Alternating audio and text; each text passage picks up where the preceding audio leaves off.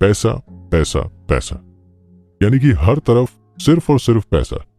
आज के समय में हर इंसान पैसे के पीछे इतना तेजी से भाग रहा है कि अगर आप इस दौड़ में नहीं दौड़ेंगे तो आप अपनी लाइफ में बहुत पीछे रह जाएंगे। पैसा एक ऐसी चीज है जो हमारे पास जितना ज्यादा हो उतना कम, यानी कि हम कभी भी पैसे को लेकर संतुष्ट हो ही नहीं सकते। अमीर से अमीर इंसान और भी ज्यादा अमीर बनने के लिए दिन रात मेहनत कर रहा है। ऐसे में अगर गरीबों की बात करें तो उनके स्ट्रगल की कहानी अलग ही लेवल की है। उन्हें तो पैसे के साथ साथ बाकी सुख सुविधाओं के लिए भी स्ट्रगल करना पड़ रहा है।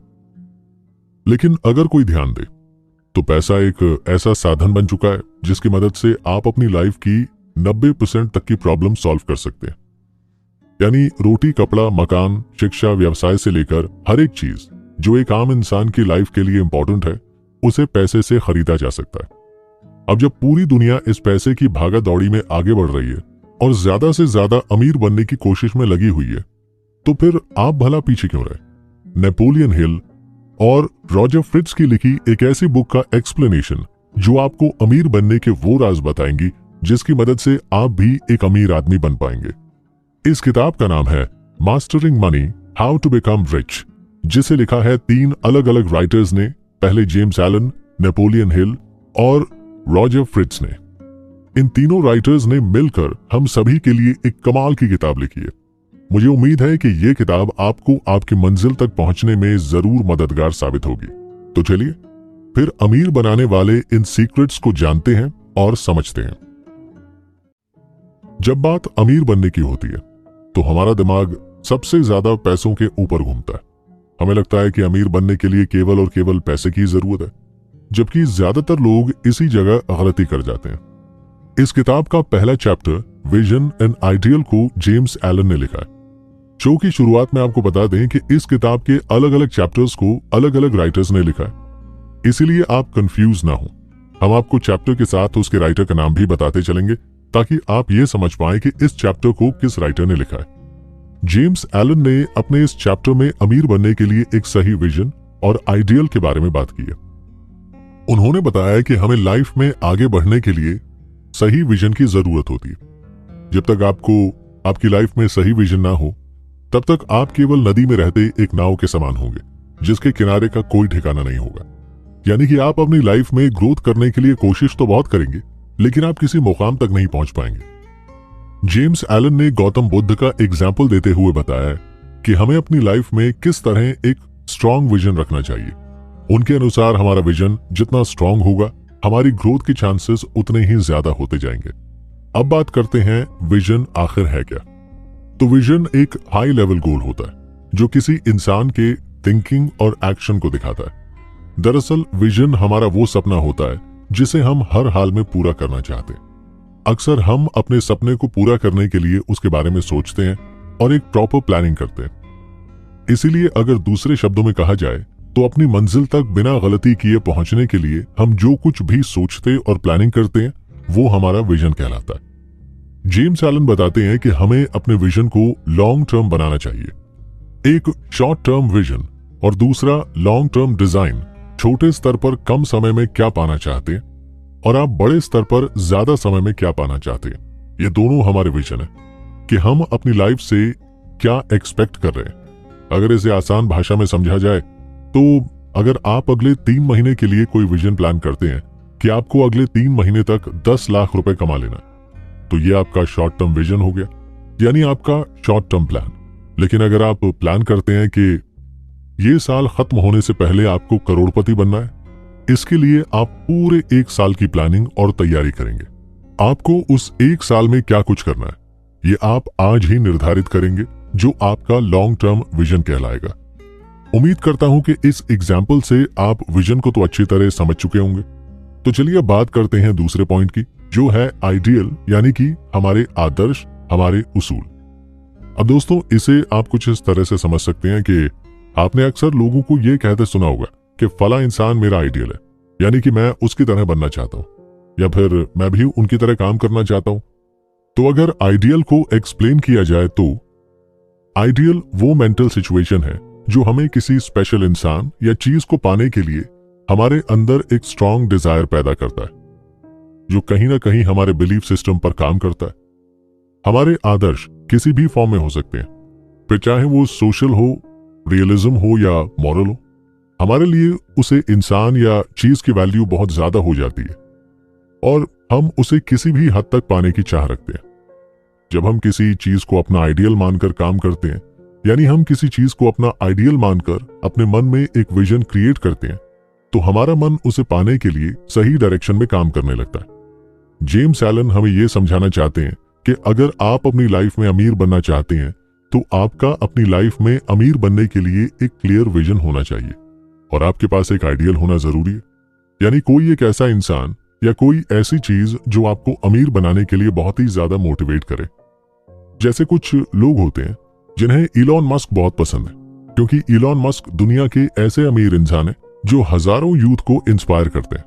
तो आपके पास इस तरह की आइडियल और विजन का होना बहुत जरूरी है।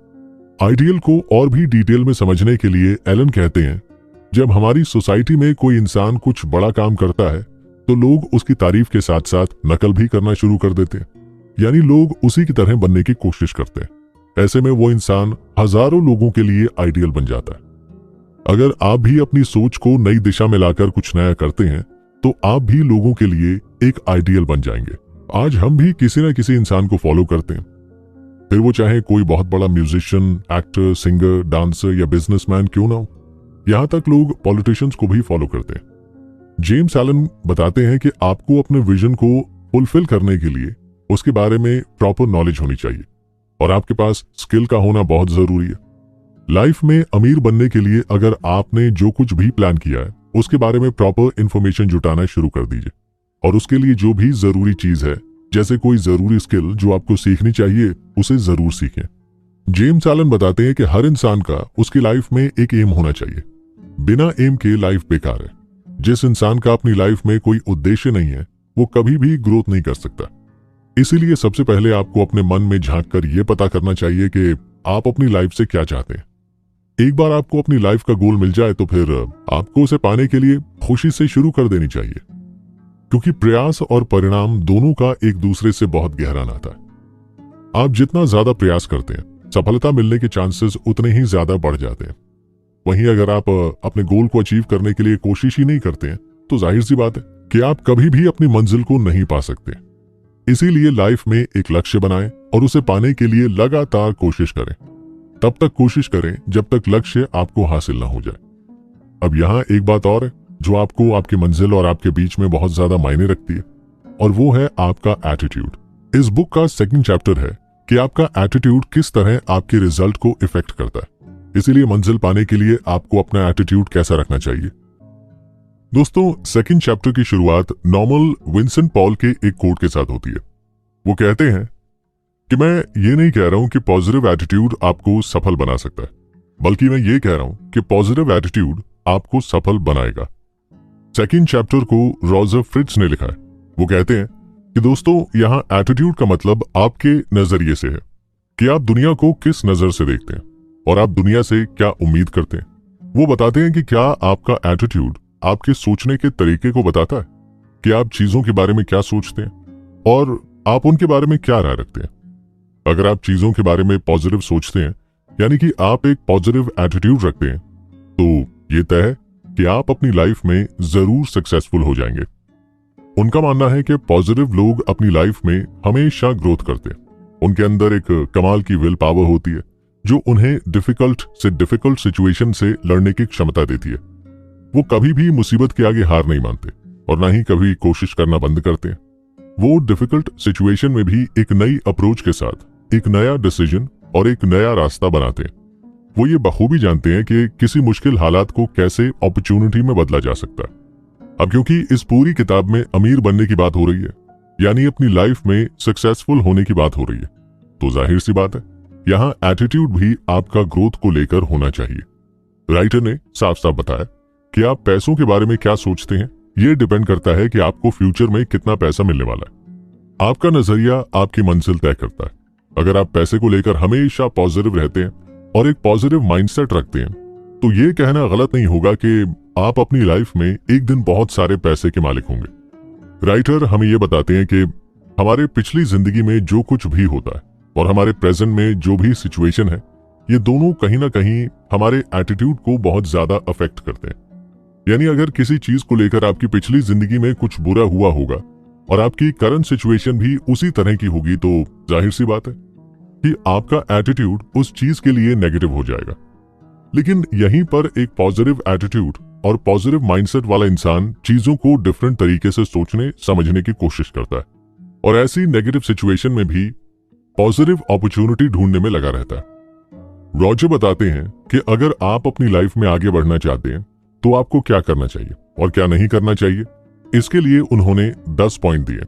पहला, आपको उन लोगों से सीखना चाहिए जिनका दूसरों के साथ अच्छा रिश्ता है। आपको उनसे एक सफल रिश्ता कैसे बनाना है ये सीखना चाहिए। दूसरा, अगर बात करें दूसरे पॉइंट की, तो आपको जिम्मेदारियों को बांटना आना चाहिए।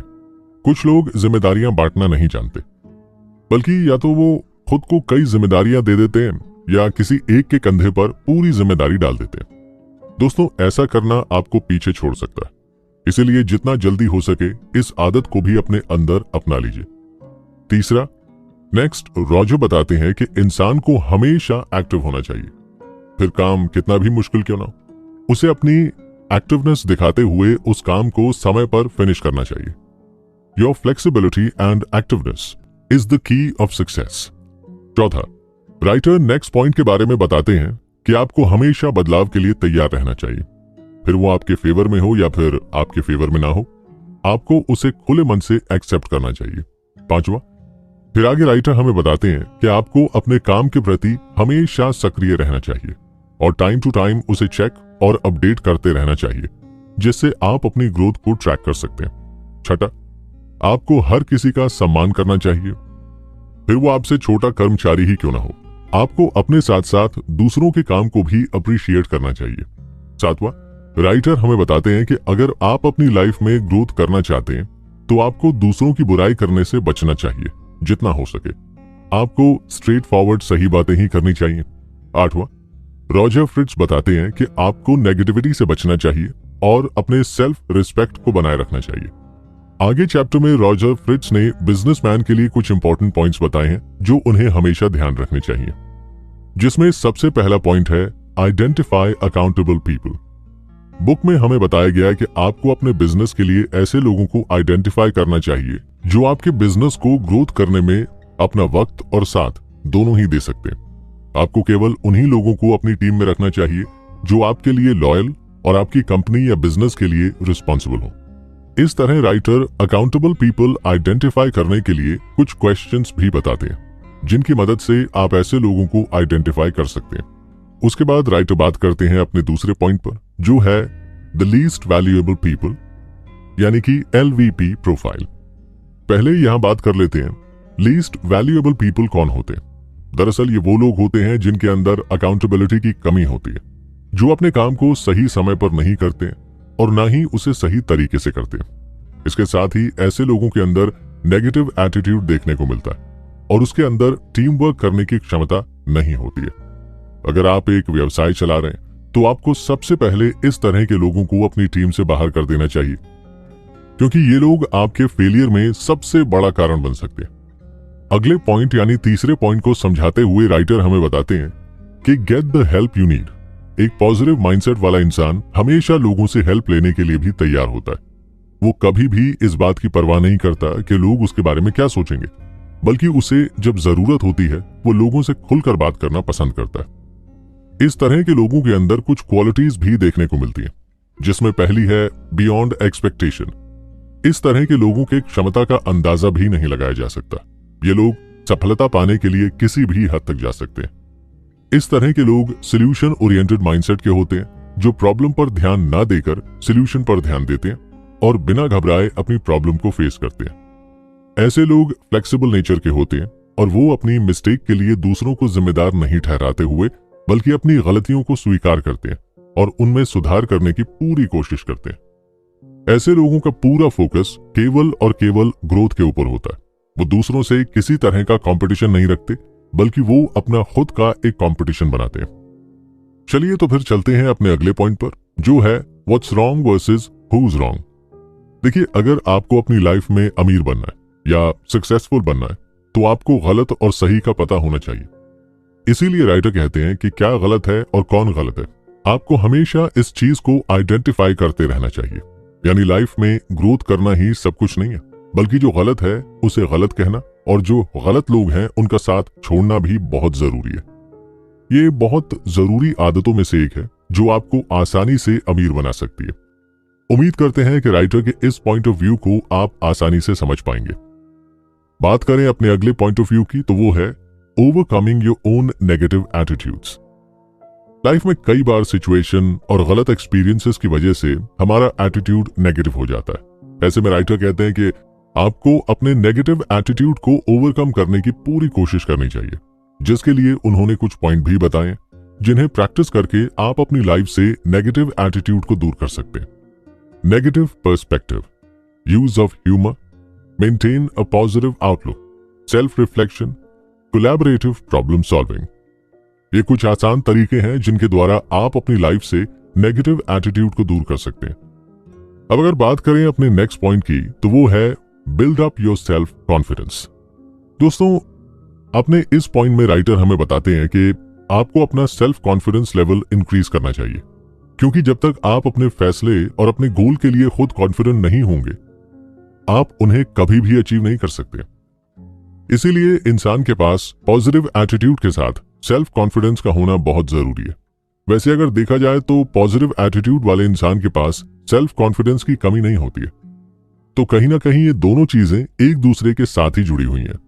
अपने अंदर पॉजिटिव एटीट्यूड डेवलप करने के लिए राइटर ने आपको कुछ पॉइंट्स बताए हैं जो इस तरह के: celebrate small wins, positive self talk, practice self compassion, step out of your comfort zone, prepare and practice, seek feedback, focus on personal growth, surround yourself with supportive people, take care of yourself.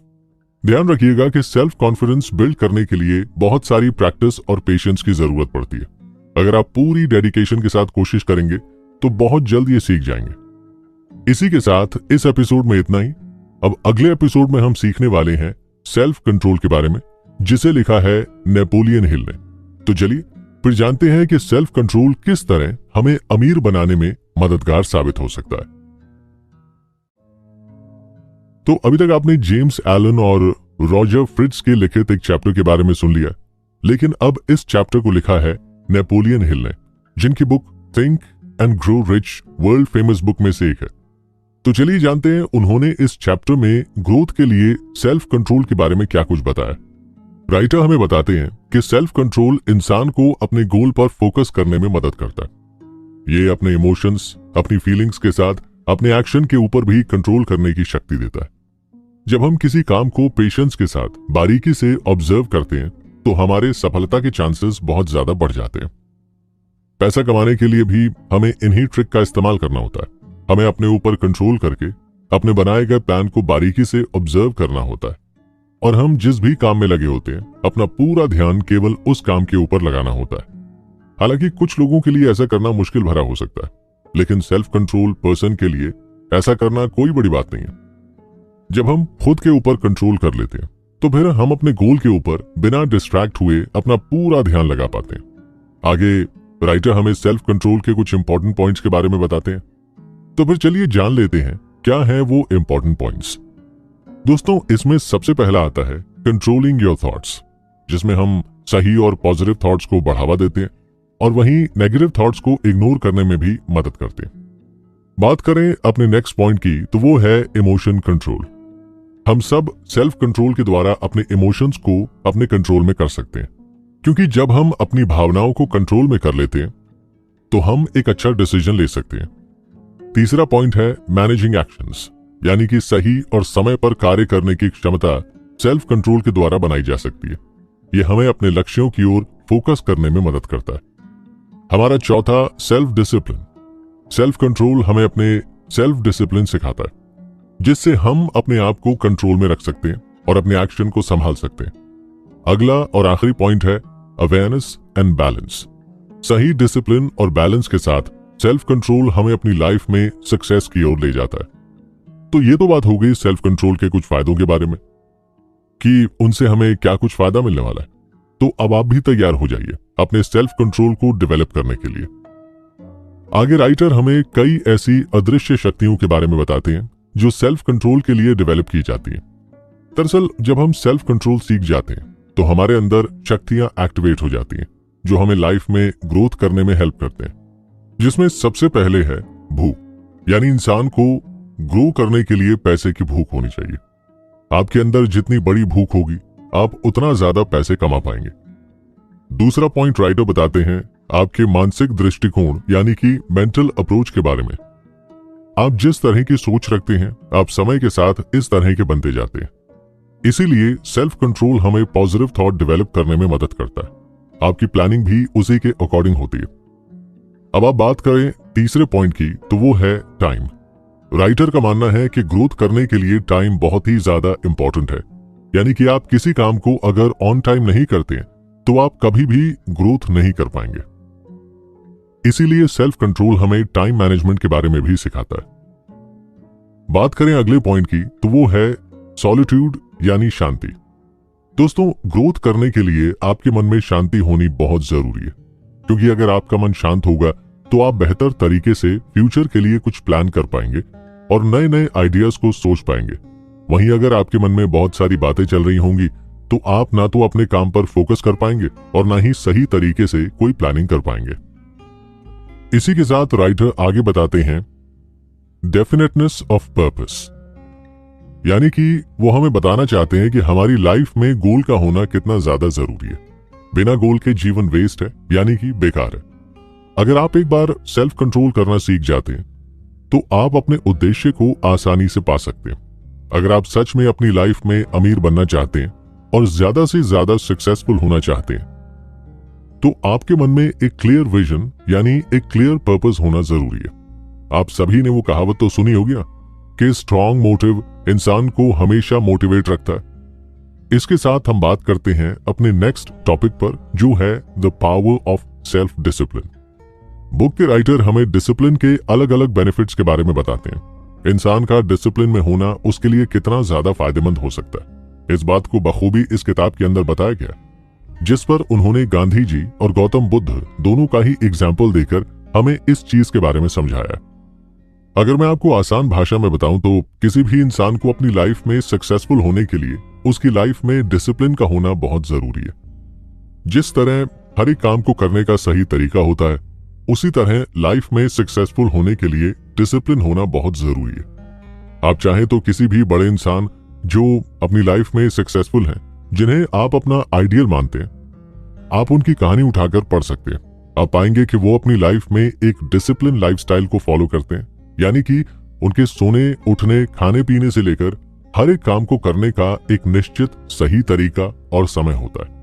अगर बात करें self discipline के फायदे की तो ये आपको different तरीके से बेनिफिट देता है। जैसे सबसे पहले ये आपको आपका गोल अचीव करने में मदद करता है। दोस्तों, आपके काम करने की क्षमता को भी इंप्रूव करता है, यानी आप और भी ज्यादा प्रोडक्टिव हो जाते हैं। इसके साथ ही सेल्फ डिसिप्लिन आपके स्वास्थ्य को भी सही रखने में आपकी मदद करता है। इतना ही नहीं, ये आपको इमोशनली स्टेबिलिटी प्रोवाइड करता है और आपके रिलेशनशिप को भी बेहतर बनाता है। यानी कि कुल मिलाकर अगर बात की जाए तो सेल्फ डिसिप्लिन आपके पर्सनल ग्रोथ के लिए बहुत ही ज्यादा इंपॉर्टेंट है। अब नेक्स्ट एपिसोड में हम जानेंगे ऑर्गेनाइज्ड प्लानिंग के बारे में। ज्यादा पैसे कमाने के लिए और अपनी लाइफ में सक्सेसफुल होने के लिए मुझे लगता है ये वो टॉपिक है जिसके बारे में हर कोई जानता है, लेकिन नेपोलियन हिल ने इस चीज को एक अलग ही तरीके से एक्सप्लेन किया, जो किताब को और भी ज्यादा इंपॉर्टेंट बना देता है। तो चलिए फिर जानते हैं कि आखिर ऑर्गेनाइज्ड प्लानिंग हमें लाइफ में ग्रो करने के लिए क्यों इतनी ज्यादा इंपॉर्टेंट है और एक प्रॉपर ऑर्गेनाइज्ड प्लानिंग के लिए हमें इस किताब में क्या कुछ बताया गया है। दरअसल इसका नाम सुनने के बाद आपको ये लग रहा होगा कि ये केवल मंजिल पाने के लिए एक प्लानिंग का तरीका होगा, लेकिन ऐसा नहीं है। इस चैप्टर में नेपोलियन हिल 3 मेन चीजों के बारे में बात करते हैं। पहला है प्रॉपर प्लानिंग। हाँ, ये सच है कि अगर आप किसी भी चीज को पाना चाहते हैं तो उसे पाने के लिए आपके पास एक प्रॉपर प्लान होना बहुत जरूरी है। लेकिन नेपोलियन हिल बताते हैं कि आपको अपने प्लान को टाइम टू टाइम चेक करते रहना चाहिए। इतना ही नहीं, उसे अपडेट भी करते रहना चाहिए, क्योंकि कई बार हमारे प्लान एक स्टेज पर आकर फेल भी हो जाते हैं और कुछ लोग फेलियर के कारण अपने प्लान पर काम करना छोड़ देते हैं। यही वजह है कि ज्यादातर लोग अपनी लाइफ में अनसक्सेसफुल ही रह जाते हैं। किसी प्लान का बार बार अनसक्सेसफुल होना इस बात का सबूत है कि आप उस प्लानिंग के वक्त में अपने मन को कंस्ट्रक्ट ना करके जल्दबाजी में आपने कोई प्लानिंग की है। इसीलिए कहा जाता है कि प्लानिंग करते वक्त आपको विशेष ध्यान रखना चाहिए। एक्सपर्ट की माने तो हमें काम करने से पहले सबसे ज्यादा वक्त उसकी प्लानिंग पर देना चाहिए। एक बार अगर आपने सही प्लानिंग बना ली तो आप उस पर तेजी से काम करते हुए आगे बढ़ सकते हैं। लेकिन जो लोग जल्दबाजी में प्लानिंग करते हैं वो अक्सर काम के वक्त रुक रुक कर आगे बढ़ते हैं। राइटर का मानना है कि अक्सर हमें प्लानिंग करते वक्त कुछ एक्सपर्ट से भी सजेशन ले लेने चाहिए जो ऑलरेडी उस फील्ड में काम कर चुके हैं, क्योंकि ये वो लोग होते हैं जो चुनौतियों का सामना करके एक नई लर्निंग के साथ आगे बढ़ते हैं। अगर आप उनसे डिस्कस करके उनके सजेशन से अपनी प्लानिंग बनाते हैं तो आपके फेलियर के चांसेस बहुत कम हो जाते हैं। बेसिकली पूरी किताब में बिजनेस, जॉब और कॉर्पोरेट के लिए ही बातें की गई हैं। इसीलिए नेपोलियन हिल हमें दूसरे पॉइंट के बारे में बताते हैं कि अगर आप किसी ऑर्गेनाइजेशन में काम करते हैं और अगर आप एक अच्छे लीडर नहीं हैं तो भी आप सक्सेसफुल नहीं हो सकते। और एक सक्सेसफुल लीडर के पास अपनी टीम के साथ काम करने के लिए एक प्रॉपर प्लान की आवश्यकता होती है। इसीलिए उन्होंने एक अच्छे लीडर की 11 मेरिट और 11 डीमेरिट के बारे में बताया, जो कुछ ऐसे हैं। सबसे पहले बात करते हैं लीडरशिप के कुछ मेजर फैक्टर्स के बारे में। पहला है विजन। दूसरों को इंस्पायर और मोटिवेट करने के लिए क्लियर विजन रखना और इसे क्लियर तरीके से उन्हें बताना। दूसरा है कम्युनिकेशन। थॉट, एक्सपेक्टेशन और फीडबैक को कन्वे करने के लिए कम्युनिकेशन स्किल्स अच्छी होनी चाहिए। तीसरा है इंटेग्रिटी। ऑनेस्टी, एथिक्स और कंसिस्टेंसी को कम करना, जो टीम के सदस्यों के बीच फेथ और रिस्पेक्ट को बिल्ड करता है। चौथा है डिसीजन मेकिंग। ऑर्गेनाइजेशन को ध्यान में रखते हुए आपकी डिसीजन मेकिंग स्किल अच्छी होनी चाहिए। पांचवा है अकाउंटेबिलिटी। अपने काम और नतीजों की जिम्मेदारी लेना और दूसरों को भी रिस्पॉन्सिबल बनाना। तो ये कुछ मेजर फैक्टर हैं एक सक्सेसफुल लीडरशिप के। अब चलिए बात कर लेते हैं कुछ मेजर केसेस के उन सक्सेसफुल लीडरशिप के। सक्सेसफुल लीडर के अंदर जो चीजें हैं उन्हें छोड़ के उसके अलावा एक अनसक्सेसफुल लीडर के अंदर जो चीजें होती हैं हम केवल उनके बारे में बात करेंगे। जैसे पहला, ईगो एंड एरोगेंस। दूसरा, failure to learn and adapt. तीसरा, सैक्रिफाइसिंग रिस्पॉन्सिबिलिटी वर्सेस डेलीगेशन। चौथा, expecting salary for knowledge not action. पांचवा, fear of competition from followers. छठा, लैक ऑफ इमेजिनेशन। सातवां, सेल्फिशनेस। आठवां, लैक ऑफ डिसिप्लिन। नौवां, बिट्रेयल ऑफ ट्रस्ट। अगर आप भी एक सक्सेसफुल लीडर बनना चाहते हैं तो आपको अपनी इन बैड हैबिट्स को दूर करना होगा ताकि आप भी एक अच्छे लीडर बन सके, क्योंकि एक अच्छा लीडर ही अपनी पूरी टीम के साथ सक्सेस को पा सकता है। अब आगे राइटर ने बात की है रिज्यूमे के बारे में। दरअसल जब हम कभी भी जॉब के लिए अप्लाई करते हैं तो हम वहां पर अपना रिज्यूमे देते हैं ताकि हमें बेहतर से बेहतर जॉब मिल सके। अपने इस चैप्टर में राइटर हमें रिज्यूमे में होने वाली मिस्टेक के साथ साथ एक परफेक्ट रेज्यूमे की मेकिंग के बारे में बताते हैं। दरअसल रेज्यूमे एक ऐसा माध्यम है जो बिना बोले आपके बारे में सब कुछ बताता है, लेकिन हम सभी अपने रेज्यूमे में बहुत सारी ऐसी बड़ी बड़ी मिस्टेक करते हैं जिसकी वजह से हमारा सिलेक्शन कम होता है। मुझे लगता है कि अगर आप अपनी लाइफ में सक्सेसफुल होना चाहते हैं तो आपके पास आपका पर्सनल रेज्यूमे होना बहुत जरूरी है। ये सिर्फ जॉब के लिए नहीं बल्कि कई बार बिजनेस में भी आपको अपना रिज्यूमे सबमिट करना पड़ता है कि आप कौन हैं, क्या हैं, कितनी क्वालिफिकेशन है, आप क्या कर सकते हैं। ये सारी चीजें आप अपना पर्सनल प्रोफाइल बनाकर रख सकते हैं। तो चलिए जानते हैं कि क्या कुछ बताया है राइटर ने अपने इस चैप्टर में रिज्यूमे को लेकर। दोस्तों, रिज्यूमे बनाना तो आप सभी लगभग जानते ही होंगे, लेकिन यहाँ पर एक ऐसा मेजर फैक्टर है जिसके बारे में राइटर बताता है जो आपको अपने रिज्यूमे में हर हाल में मेंशन करना ही चाहिए, जिसमें सबसे पहले है आपका एजुकेशन एंड एक्सपर्टीज। आपको डिटेल में बताना चाहिए कि आप किन किन सब्जेक्ट्स में क्या क्या क्वालिफिकेशन हासिल कर चुके हैं। इसके साथ ही आपकी किस चीज में ज्यादा एक्सपर्टीज है। लाइक कोई ऐसी चीज जिसमें आप ज्यादा एक्सपर्ट है उसे भी मेंशन करना ना भूलें। इसके साथ नेपोलियन हिल हमें यह भी बताते हैं कि जब कभी आप रिज्यूमे बनाते हैं तो उसमें रेफरेंस और रिकमेंडेशन जरूर से लिखना चाहिए। ये वो फैक्टर है जो सामने वाले को आपके बारे में बेहतर तरीके से जानने में मदद करता है। इसके साथ साथ टेस्टिमोनियल ऑफ रिलायबिलिटी, हाँ, ये कॉन्सेप्ट थोड़ा सा नया हो सकता है, लेकिन ये कॉन्सेप्ट आपके लिए तब ज्यादा जरूरी हो जाता है जब आप सामने वाले का भरोसा जीतना चाहते हैं। आपको अपने काम, अपनी एजुकेशन, अपने एक्सपीरियंस का टेस्टिमोनियल भी जरूर अटैच करना चाहिए। इसके बाद आता है आपका एक्सपीरियंस। अपनी पिछली जॉब में या आप पिछले सालों में क्या क्या काम करते आए और आपका एक्सपीरियंस कैसा रहा है, इन सारे पॉइंट्स को आप अपने रिज्यूमे में मेंशन करेंगे, इंक्लूडिंग फोटोग्राफ्स। आपको कुछ स्पेसिफिक सिचुएशंस में भी मेंशन करना चाहिए, लाइक आपकी हॉबीज क्या हैं, आप किस सेक्टर में ज्यादा कंफर्टेबल हैं और किस चीज को ज्यादा अच्छे से कर पाते हैं। इसके बाद आप अपनी क्वालिफिकेशन को ऐड करें, लेकिन उन क्वालिफिकेशन को जरूर से ऐड करें जो उस अपॉर्चुनिटी या जॉब के लिए रिलेटेबल हो। ये कुछ टिप्स हैं जिनके द्वारा आप अपने रिज्यूमे को और भी ज्यादा स्ट्रांग बना सकते हैं, जो आपको एक बेहतर जॉब या अपॉर्चुनिटी पाने में मदद कर सकता है। राइटर ने इन चीजों को और भी ज्यादा डिटेल में विद एग्जाम्पल समझाया। इसके बाद नेक्स्ट पॉइंट आता है कि आप अपनी मनचाही पोजीशन को कैसे पाएं। कि आप एक स्ट्रगलर हैं या स्टूडेंट हैं और आप किसी कंपनी में अप्लाई करते हैं, तो आपको अपनी मनचाही पोजीशन कैसे मिले, इन चीजों के बारे में भी इस बुक के राइटर नेपोलियन हिल ने डिटेल में एक्सप्लेन किया। तो चलिए जान लेते हैं कि आखिर वो कौन से पॉइंट हैं जिसके द्वारा आप अपनी मनचाही जॉब पा सकते हैं। जब कभी भी आप रिज्यूमे सबमिट कर रहे हैं या किसी जॉब के लिए अप्लाई कर रहे हैं, तो अपने डिजायर जॉब को एक्सप्लेन करना ना भूलें। यानी आप ये बताना ना भूलें कि आप किस पोजीशन के लिए अप्लाई करना चाहते हैं। उसके बाद आता है आप टारगेट सिलेक्शन के ऊपर जरूर से फोकस करें। आप उन्हें ये बताएं कि आप उस पोजीशन पर क्यों आना चाहते हैं। इतना ही नहीं, हमेशा उन्हें अपने काम और अपने एक्सपीरियंसेस का रेफरेंस जरूर दें। नेक्स्ट पॉइंट आता है सेल्फ रिफ्लेक्शन एंड प्रेजेंटेशन, यानी कि आपका नेचर, आपका अपना प्रेजेंटेशन। कई बार रिज्यूमे और इंटरव्यू की वजह से भी हमें वो पोजीशन नहीं मिल पाती जो हमें चाहिए होती है। इसीलिए हमारा पर्सनल नेचर, पर्सनल बिहेवियर भी बहुत मैटर करता है। इसके साथ आप किसी चीज को किस तरह से प्रेजेंट करते हैं, ये भी आपकी जॉब प्रोफाइल के लिए बहुत मायने रखता है। नेक्स्ट पॉइंट आता है आपका कॉन्फिडेंस लेवल, यानी आप उस पोजीशन को लेकर कितने ज्यादा कॉन्फिडेंट हैं। आप अपनी एजुकेशन, उस जॉब प्रोफाइल, उससे रिलेटेड सारी इंफॉर्मेशन को लेकर कितने ज्यादा कंफर्टेबल एंड कॉन्फिडेंट है। तो ये थी कुछ बेसिक जानकारियां जिसके द्वारा आप अपना सिलेक्शन किसी भी ऐसी पोजीशन पर करवा सकते हैं जहां आप खुद को इमेजिन करते हैं। यानी आप अपनी लाइफ में एक बेहतर करियर ऑप्शन आसानी से पा सकते हैं।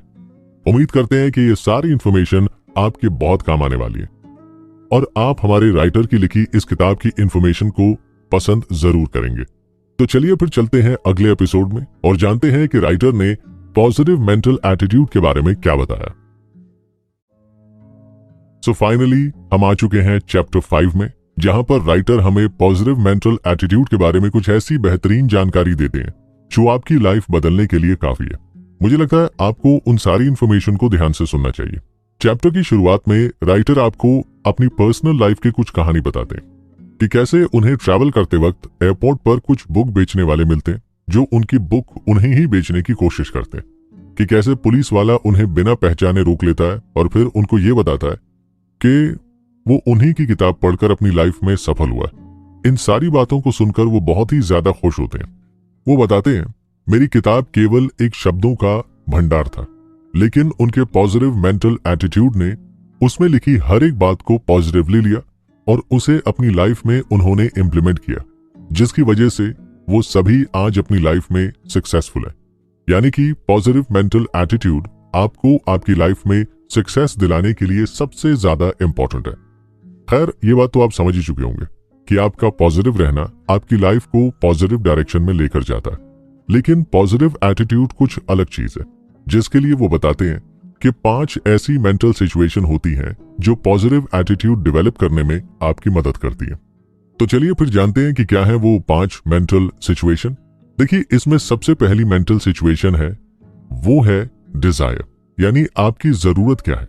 आपकी डिजायर आपके गोल को और एक विजन को क्रिएट करती है कि आप उसे पाने के लिए कोशिश करें। दूसरी चीज आती है आपकी एक्सपेक्टेशन, यानी आप उस चीज से क्या एक्सपेक्ट करते हैं। अगर मैं एक एग्जाम्पल के साथ बात करूं तो समझ लीजिए आपकी डिजायर है कि आपके पास एक कार हो, लेकिन आपकी एक्सपेक्टेशन है कि उस कार में first class airbag luxuries feel हो। बात करें थर्ड पॉइंट की तो वो है आपका डिटर्मिनेशन, यानी आप अपनी मंजिल को पाने के लिए कितने ज्यादा डेडिकेटेड हैं। फोर्थ आपका फेथ, यानी आपको कितना ज्यादा विश्वास है उस चीज को पाने के लिए। अगर इसे आसान भाषा में बताएं तो आप उस चीज को पाने के लिए लगातार प्रयास करने में कितना विश्वास रखते हैं। वहीं लास्ट पॉइंट है एक्टिव एंगेजमेंट, यानी कि आप अपना कितना परसेंट उस चीज को अचीव करने के लिए लगाते हैं। आप कितने ज्यादा एंगेज्ड हैं उस चीज को हासिल करने में। ये सारी चीजें डिसाइड करती हैं कि आप अपनी लाइफ में कितना ग्रो करेंगे। आगे राइटर बताते हैं डिजायर की। राइटर बताते हैं कि डिजायर हमें new direction and new motive देती है अपने सपनों को सच करने के लिए। इतना ही नहीं, कई बार हमारी इच्छाएं इन्हें एक्टिव भी बना देती हैं।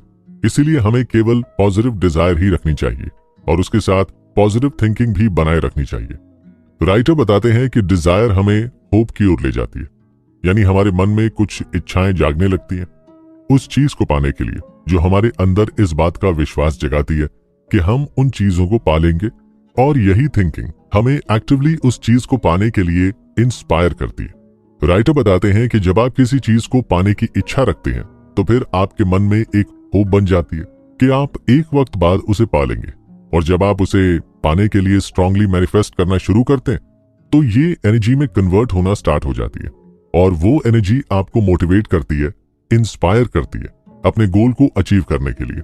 इसे हम ट्रांसफॉर्मेशन ऑफ एनर्जी भी कह सकते हैं, जो कि एक ऐसी प्रक्रिया है जिसके द्वारा असफल इंसान सफल बन जाता है, गरीब इंसान अमीर बन जाता है, दुखी इंसान खुश हो जाता है, तो वहीं डरा हुआ इंसान मजबूत बन जाता है। राइटर आगे कुछ ऐसे स्टेप्स बताते हैं जिनकी मदद से हम इस ट्रांसफॉर्मेशन को अपनी लाइफ में इंप्लीमेंट कर सकते हैं। पहला है, राइटर बताते हैं कि अगर आप फेल होते हैं, यानी कि आपकी सक्सेस फेलियर में बदलती है, तो जाहिर सी बात है एक ऐसा दौर भी आएगा कि आपकी फेलियर सक्सेस में बदल जाएगी। बस आपको स्ट्रांगली इस बात पर बिलीव करना होगा। आपको अपने मन में किसी भी तरह के नेगेटिव थॉट्स नहीं लाने, बल्कि आपको पॉजिटिवली सोचना है कि आपने कहां पर मिस्टेक की है और खुद को एक फेलियर की तरह देखने की जगह खुद को एक इंस्पिरेशन मानना स्टार्ट कर दीजिए। अपनी गलतियों को ढूंढिए और एक और अटेम्प्ट देने की तैयारी करें। सफलता आपको जरूर मिलेगी। अगर मैं इस चीज को आसान शब्दों में बताऊं तो राइटर ने क्लियर शब्दों में लॉ ऑफ अट्रैक्शन के बारे में बात की है। आप जैसा सोचेंगे परिणाम बिल्कुल वैसे ही होंगे। इसीलिए किसी भी सिचुएशन में खुद के बारे में या अपनी सिचुएशन के बारे में नेगेटिव नहीं सोचना चाहिए। राइटर बताते हैं कि डिफरेंट सिचुएशन में आपको हमेशा पॉजिटिव बने रहना होता है। अगर आप बहुत ज्यादा गरीबी में जी रहे हैं तो आपको हमेशा अमीर बनने के बारे में सोचना चाहिए। इतना ही नहीं, अगर आपको किसी चीज का डर सताए तो आपको ठीक उसके ऑपोजिट सोचना चाहिए। ये सब केवल कहने के लिए नहीं, बल्कि ये सच में काम करती है। लॉ ऑफ अट्रैक्शन को इसीलिए चमत्कारी तरीका भी कहा जाता है। किसी भी डिफिकल्ट सिचुएशन में आपको केवल अपॉर्चुनिटी और सोल्यूशन के बारे में सोचना चाहिए, ना कि उस प्रॉब्लम के बारे में। अगर आपके पास पैसे नहीं है और आप एक गरीब परिवार से बिलोंग करते हैं तो आपको अपनी गरीबी के बारे में ना सोच के बल्कि ज्यादा से ज्यादा पैसे बचाने और पैसे कमाने के बारे में सोचना चाहिए। ये पॉजिटिव थॉट धीरे धीरे आपके लिए सफलता के रास्ते खोलने लगते हैं और एक के बाद एक आपको पैसे कमाने से लेकर उसे बचाने के तरीके आसानी से मिलने लगते हैं।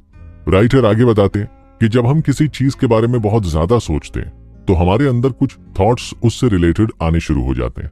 जैसे अगर आप किसी प्रॉब्लम के बारे में बहुत ज्यादा सोच रहे हैं और आप इसका सोल्यूशन पाना चाहते हैं तो आपको अपने अंतरात्मा से उस समस्या के कुछ सुझाव मिलते हैं।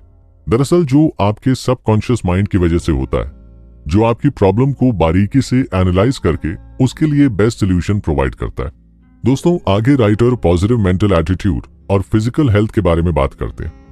उनका मानना है एक स्वस्थ इंसान ही केवल एक पॉजिटिव माइंडसेट रख सकता है और पॉजिटिव मेंटल एटीट्यूड के लिए आपके शरीर का फिट होना बहुत जरूरी है। इसीलिए आपको कुछ बातों का ध्यान रखना चाहिए, जैसे आपको रोजाना एक्सरसाइज करनी चाहिए, आपको फ्लेक्सिबिलिटी के साथ साथ अपने शरीर में ब्लड सर्कुलेशन मेंटेन करना चाहिए। दूसरे नंबर पर आता है बैलेंस डाइट। आपको अपने खान पान में प्रोटीन, विटामिन, फाइबर को शामिल करना चाहिए। एक बहुत जरूरी चीज है पानी। अपनी बॉडी को हाइड्रेटेड रखने के लिए आपको भरपूर मात्रा में पानी पीना चाहिए। इसके साथ खुद को मेंटली फिट रखने के लिए आपको मेडिटेशन जैसी चीजें भी अपने डेली रूटीन में शामिल करनी चाहिए। इतना ही नहीं, आपको रूटीन चेकअप भी करवाते रहना चाहिए और जितना हो सके फास्ट फूड, ड्रिंक, स्मोक जैसी चीजों को अवॉइड करना चाहिए। उसके बाद राइटर बताते हैं मेंटल पीस की, जहां राइटर बताते हैं कि ज्यादा रुपए पैसे कमाने के बाद भी अगर आप मानसिक रूप से संतुष्ट नहीं है तो आपका सफल होना बेकार है, क्योंकि सफलता वो बिल्कुल नहीं है जहां आपको संतुष्टि ना मिले या आप मेंटली एक पीसफुल लाइफ ना जी रहे हो, बल्कि सफलता वो है जहां आप धन, रुपए, पैसे के साथ साथ मेंटली स्टेबल हैं और एक पीसफुल लाइफ एंजॉय कर रहे हैं। राइटर बताते हैं कि हमारी लाइफ एक खेल की तरह होनी चाहिए जिसे हम हर पल एंजॉय करते हैं, और इतना ही नहीं बल्कि बिना हार जीत की परवाह किए हमें खुद को मेंटली हैप्पी बनाए रखना है। और इस तरह का पॉजिटिव थॉट ही आपको केवल लाइफ में सक्सेसफुल बना सकता है, क्योंकि इस तरह के थॉट से ही पॉजिटिव एटीट्यूड डेवलप होता है। नेक्स्ट आगे राइटर बात करते हैं होप एंड फेथ के बारे में, यानी कि आशा और विश्वास के बारे में। राइटर बताते हैं कि इंसान एक आशावादी इंसान है, यानी वो हमेशा कुछ ना कुछ सोचता रहता है और उसे विश्वास होना चाहिए कि उसने जो भी होप की है वो एक दिन जरूर पूरी होगी, क्योंकि आपकी होप आपको एक नई दिशा में सोचने समझने की क्षमता प्रदान करती है और आप एक नई दिशा में काम करने के लिए इंस्पायर्ड भी होते हैं। वहीं आपका विश्वास कि आप एक दिन उस काम को कंप्लीट कर लेंगे आपके डिफिकल्ट सिचुएशन में भी आपको मोटिवेशन देता है। दूसरों की कहानियां हमारे लिए एक मोटिवेशन का काम करती हैं, जो हमें विश्वास दिलाती हैं कि लाइफ में कुछ भी इम्पॉसिबल नहीं है, सब कुछ हासिल किया जा सकता है, बस आपको उसे पाने के लिए लगातार मेहनत करनी होती है। अब दोस्तों, जहां इतनी सारी चीज पॉजिटिव होंगी वहां कुछ चीजें हमारी लाइफ में नेगेटिव भी तो होती हैं। तो आगे राइटर उन्हें नेगेटिव पॉइंट्स के बारे में बात करते हुए बताते हैं कि हमारी लाइफ में कुछ ऐसी चीजें भी होती हैं जो हमारे पॉजिटिव थिंकिंग को बर्बाद कर सकती हैं, जिसमें सबसे पहले है आपका नेगेटिव थॉट पैटर्न। ये बताता है कि हम कभी कभी कुछ चीजों के बारे में केवल नेगेटिव ही सोचते हैं और हमारा माइंडसेट बन जाता है उस चीज के बारे में केवल और केवल नेगेटिव सोचने का। अगर आप अपने मन में नेगेटिव थॉट पैटर्न डेवलप कर लेते हैं तो आप चीजों के पीछे छिपे पॉजिटिव साइड को नहीं देख पाते, जो कहीं ना कहीं आपकी लाइफ में फेलियर की एक बहुत बड़ी वजह बन जाती है। अब अगला पॉइंट है आपका सेल्फ डाउट, यानी खुद पर संदेह होना। जब आप खुद पर किए फैसले के बारे में नेगेटिव सोचने लगते हैं, खुद की बनाई चीजों और प्लान पर डाउट करते हैं, तो यकीनन आप अपनी लाइफ में सक्सेसफुल नहीं हो सकते और उस चीज में आपको फेलियर मिलना तय होता है। नेक्स्ट पॉइंट है फियर ऑफ फेलियर। इसके बारे में राइटर बताते हुए कहते हैं कि जो इंसान लड़ाई से पहले ही हार के डर को अपना लेता है वो जीतने से पहले ही हार जाता है। इसीलिए आपको किसी भी सिचुएशन में फेलियर के बारे में सोच के घबराना नहीं है। ऐसे कुछ और पॉइंट्स के बारे में राइटर ने हमें बताया है, जिसमें है कंपैरिजन।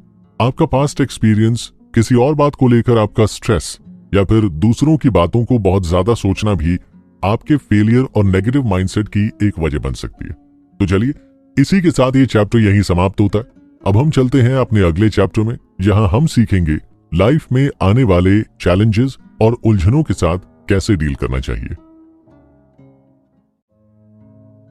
अभी तक तो हम बात कर रहे थे सफलता के बारे में, यानी सक्सेस और पैसे के बारे में, लेकिन आपको मालूम है कि लाइफ में कोई भी रास्ता आसान नहीं है। हर एक रास्ते पर हमें उलझन का सामना करना पड़ेगा। तो बस उन्हीं चुनौती और उलझन से लड़ने के लिए ये चैप्टर लिखा है जेम्स एलन ने।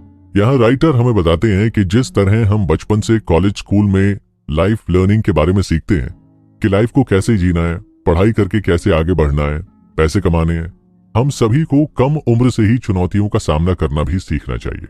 इतना ही नहीं, हमें उन चुनौतियों में अपने आप को स्टेबल रखते हुए किसी एक सॉल्यूशन तक पहुंचने की कोशिश भी करनी चाहिए। हालांकि ये काम बहुत सारे लोगों के लिए आसान भी होता है, लेकिन वहीं कुछ लोग ऐसे होते हैं जो चुनौतियों को देखकर घबरा जाते हैं, या अगर उनकी लाइफ में किसी तरह की उलझन आ जाए तो वो और भी ज्यादा उलझ जाते हैं। फिर ऐसे में सवाल उठता है कि इस चुनौती और उलझन का सामना आखिर करें तो कैसे करें। बस इन्हीं सवालों का जवाब देते हुए राइटर बताते हैं कि आप अपनी लाइफ में किसी भी डिफिकल्टी को केवल कुछ आसान से तरीकों से दूर कर सकते हैं, लेकिन उसके लिए जरूरी है कि अब तक आपने जो कुछ भी जाना है उसे अपनी लाइफ में अपना लें। फिर आगे आप जो कुछ सीखने वाले हैं उन्हें ध्यान से सीखें। देखिए, इसमें सबसे पहला पॉइंट राइटर ने बताया है इम्पैक्ट ऑफ बिहेवियर, यानी कि हमारी लाइफ में हमारे बिहेवियर का क्या असर होता है। आप लोगों के साथ कैसे मिलते हैं, उनके साथ कैसा अपना व्यवहार बनाते हैं, ये सारी चीजें इस बात को डिसाइड करती हैं कि आपका उनके साथ रिश्ता कितना लंबा चलने वाला है। किस तरह से आपका बिहेवियर आपके काम के प्रति, अपने प्रोफेशन के प्रति कैसा है, पैसे के प्रति आपका व्यवहार कैसा है, ये डिसाइड करेगा कि आप कितना ग्रो करेंगे। दूसरा पॉइंट है लिबरेशन, यानी कि आत्म मुक्ति। अब देखिए, इसे समझने के लिए आप कुछ ऐसे समझ सकते हैं कि किसी भी तरह की चुनौती हो, आप उसे बल के दम पर नहीं जीत सकते, बल्कि आपको धैर्य और अपने दिमाग का इस्तेमाल करते हुए उस चुनौती का सामना करना होगा। वहीं हमारा तीसरा पॉइंट है रिस्पॉन्स टू डाउट, यानी अगर आपको किसी चीज पर डाउट हो रहा है तो आपको उन चीजों के बारे में अलग से सोचना चाहिए और एक एक पॉइंट को बारीकी से जांच करके ही कोई फैसला लेना चाहिए। इसके बाद हमारा सबसे जरूरी पॉइंट है सेल्फ कमांड। ये एक ऐसी चीज है जो आपको हर एक तरह की चुनौती से लड़ने की शक्ति देती है। जिस इंसान का खुद के ऊपर कोई कमांड नहीं होता है, वो अक्सर मुश्किल हालातों में लड़खड़ा जाते हैं। वहीं हमारा अगला पॉइंट है डॉट ऑफ वरी, यानी कि चिंता के नुकसान। अब दोस्तों देखिए, चिंता के वैसे तो बहुत सारे नुकसान होते हैं, लेकिन यहाँ राइटर बताते हैं कि अगर आप डिफिकल्ट सिचुएशन में हैं और आप केवल उस बारे में बिना वजह चिंता किए हुए हैं, तो आपको और भी ज्यादा नुकसान पहुंच सकता है। क्योंकि जिस वक्त को आप प्रॉब्लम्स की सोल्यूशन ढूंढने में लगा सकते हैं, आप कहीं ना कहीं उस कीमती समय को बिना वजह अपनी चिंताओं में बर्बाद कर रहे हैं। अगले पॉइंट में राइटर बताते हैं इन पार्शियल एनालिसिस की, यानी अपनी समस्याओं और उलझन को बिना भेदभाव के साथ बारीकी से आइडेंटिफाई करना।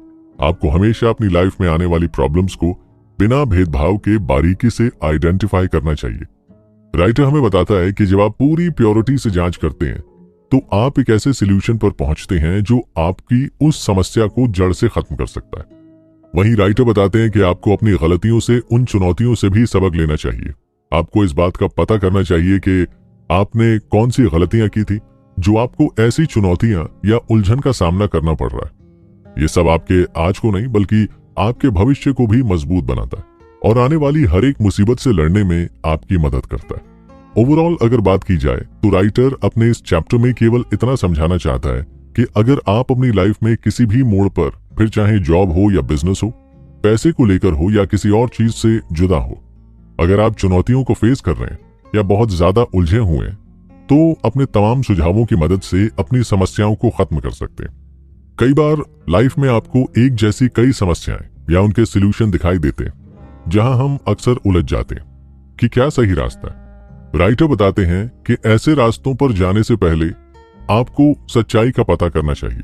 वो रास्ता अपनाना चाहिए जो पूरे तरीके से सुरक्षित हो, जहां कोई भी डिसीजन अनुमानित ना हो। तो मेरी भी आपसे यही रिक्वेस्ट होगी कि सभी चीजों को अपनी लाइफ में जरूर इंप्लीमेंट करें, क्योंकि सच को केवल सुन लेना या चीजों को पढ़ लेना आपकी लाइफ नहीं बदल सकता जब तक आप इन चीजों को अपनी लाइफ में इंप्लीमेंट नहीं करते। हाँ, कई बार इंप्लीमेंट करना थोड़ा मुश्किल भरा हो सकता है, लेकिन अगर आप सच में अपनी लाइफ को बदलना चाहते हैं, गरीबी रेखा की सीमा को तोड़कर अमीरी की तरफ बढ़ना चाहते हैं, तो आपको बताए गए हर एक रूल को अपनी लाइफ में आजमाना होगा। चलिए इसी के साथ हम चलते हैं अगले एपिसोड पर, जहां हम जानने वाले हैं कि क्या आप पैसे के मालिक हैं या पैसा आपका मालिक है। ये सवाल बहुत इंटरेस्टिंग है कि क्या आप पैसे के मालिक हैं या पैसा आपका मालिक है, और यकीन मानिए इसका जवाब भी उतना ही ज्यादा इंटरेस्टिंग होने वाला है। नेपोलियन हिल का लिखा गया ये चैप्टर मेरा सबसे फेवरेट है, जिसमें नेपोलियन हिल बताते हैं कि आप अपने पैसों को अपने कंट्रोल में करेंगे या आपका पैसा आपको कंट्रोल में करेगा। दरअसल ये दोनों ही बहुत मजेदार कॉन्सेप्ट है।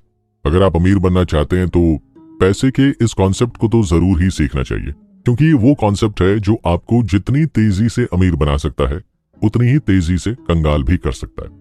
राइटर बताते हैं कि कैसे पैसा आपको रातों रात अमीर बना सकता है और रातों रात कंगाल भी कर सकता है। वो कहते हैं कि आपने ऐसे बहुत सारे लोगों की कहानी सुन रखी होगी जिनका रातों रात दिवालिया तक निकल गया, और आप ऐसे भी बहुत सारे लोगों को जानते होंगे जिन्होंने दिन रात मेहनत करके एक बहुत बड़ी संपत्ति बना ली। अब दोनों में समझने की बात यह है कि किसने क्या किया। दरअसल एक ने अपने समय में यानी ऑपोजिट सिचुएशन में भी बिना हिम्मत हारे हार्डवर्क करता रहा, और अपनी सिचुएशंस को बदल दिया। वहीं दूसरा ढेर सारे पैसा होने के कारण बुरी संगत और बुरे व्यवहार में पड़ गया और देखते ही देखते वो अपनी सारी संपत्ति गंवा बैठा। ये आपके साथ भी हो सकता है। इसीलिए ये बहुत जरूरी है कि आप पैसे को कंट्रोल कर रहे हैं या पैसा आपको कंट्रोल कर रहा है। राइटर बताते हैं कि अगर आप अपनी लाइफ में अमीर बनना चाहते तो आपको पैसा कंट्रोल करना आना चाहिए, ना कि आप पैसे के कंट्रोल में रहे। जिसे और भी ज्यादा डिटेल में समझाते हुए राइटर कुछ पॉइंट्स बताते हैं। चलिए जानते हैं क्या है वो। जिसमें सबसे पहला पॉइंट आता है पीस ओवर पावर। राइटर बताते हैं कि जैसे जैसे आप पैसा कमाने लगते हैं, आपको इस बात का पहले ही पता कर लेना चाहिए कि आपके द्वारा कमाया हुआ पैसा किसी को भी हानि ना पहुंचा सके, क्योंकि आप अपने इस पैसे को अपनी आने वाली जनरेशन्स को देंगे और कहीं ना कहीं ऐसा ना हो कि आपकी किसी बुरे काम की वजह से उनकी लाइफ पर इसका इम्पैक्ट पड़े। यहीं पर एक बात और राइटर समझाते हुए कहते हैं कि कई बार पिता अपनी सारी जमा पूंजी अपने एक बेटे को सौंप देता है, जिसके पास उस पैसे को संभालने का कोई भी हुनर नहीं होता, यानी वो उस पैसे के लायक नहीं होता, लेकिन फिर भी वो अपने सारे पैसे उस बेटे को विरासत में दे देता है, जो आगे चलकर पिता के सारे पैसों को बर्बाद कर देता है। राइटर यहाँ पर दोनों के नजरियों को समझाते हुए कहते हैं कि अगर पिता के नजरिए पर ध्यान देंगे तो पिता पूरी जिंदगी कड़ी मेहनत करके उन पैसों को कमाता है, लेकिन वहीं अगर बेटे के नजरिए पर ध्यान देंगे तो अपने पिता के साथ रहने की वजह से बिना ज्यादा मेहनत के उसे वो सब कुछ मिल गया जिसके लिए लोग हार्डवर्क करते हैं। ऐसे में उसे अपनी लाइफ में हार्डवर्क करने की कभी इच्छा ही नहीं होगी और कहीं ना कहीं वो अपने अंदर एक ऐसे इंसान को मार देगा। उसका मानना है कि जब एक पिता अपने बेटे को विरासत में बहुत सारे पैसे देकर जाता है तो वो अपने बेटे के पावर को खत्म कर देता है। बहुत कम ही लोग ऐसे होते हैं जो अपने बेटे में भी उस पैसे को बढ़ाने का हुनर सिखा पाते हैं। राइटर आगे कुछ कहानी बताते हैं उनकी अपनी पर्सनल लाइफ से जुड़ी हुई, और वो ये समझाने की कोशिश करते हैं कि कैसे उन्होंने अपनी लाइफ की छोटी छोटी गलतियों से इन सारी चीजों को सीखा और फिर जो उन्होंने सीखा वो अब दुनिया को सिखाते हैं, ताकि लोग उस तरह की गलतियां करने से बच सके और अपनी लाइफ में ग्रो कर सकें। राइटर अपनी किताब थिंक एंड ग्रो रिच का एग्जाम्पल देते हुए समझाते हैं कि आपकी लाइफ में पैसा अहमियत जरूर रखता है, लेकिन पैसा ही सब कुछ नहीं होता। आपको अपने पैसे का उपयोग दूसरों की मदद, सेवा भाव के लिए भी करना चाहिए। आगे अपने दूसरे पॉइंट में राइटर 12 खूबियों के बारे में बताते हैं जो एक रिच पर्सन की लाइफ में होती हैं। तो चलिए जानते हैं कि आखिर वो कौन सी खूबियां हैं। पहली, पॉजिटिव मेंटल एटीट्यूड, जिसे आप पॉजिटिव मेंटल एटीट्यूड भी कह सकते हैं, यानी ऐसे लोग लाइफ में हर एक चीज को पॉजिटिव नजरिए से देखते हैं, फिर सिचुएशन कितनी भी खराब क्यों ना हो जाए। दूसरा, अच्छा शारीरिक स्वास्थ्य। वो लोग जो अपनी लाइफ में बहुत ज्यादा पैसे वाले हैं वो सभी अपनी हेल्थ का अच्छे से ध्यान रखते हैं। तीसरा, मानवीय रिश्तों में सामंजस्य। राइटर अगर अपने तीसरे पॉइंट की बात करें तो वो अपने आसपास दोस्त, भाई, बंधु सबसे अपना रिश्ता बनाए रखते हैं। चौथा, सभी प्रकार के भय से मुक्ति। ये सबसे जरूरी पॉइंट है। अगर आपको अमीर बनना है तो आपको हर एक तरह के डर से आजाद होना पड़ेगा, क्योंकि डर अक्सर इंसान को आगे बढ़ने से रोकता है, और जो डर को हराकर जीत की ओर आगे बढ़ता है वो अपनी लाइफ में सक्सेसफुल हो जाता है। भविष्य की उपलब्धि की आशा।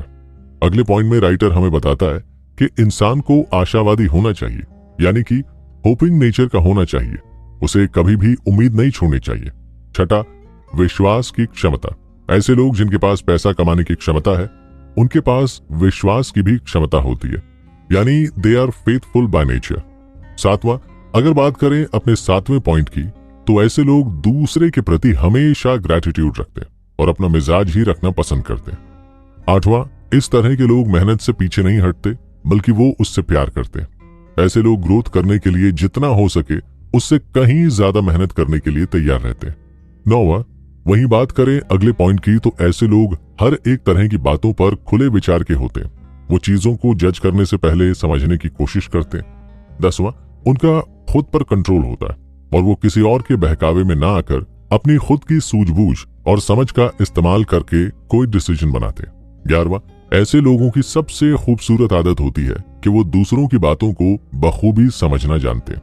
वो सामने वाले के इंटेंशन को आसानी से पहचान जाते हैं।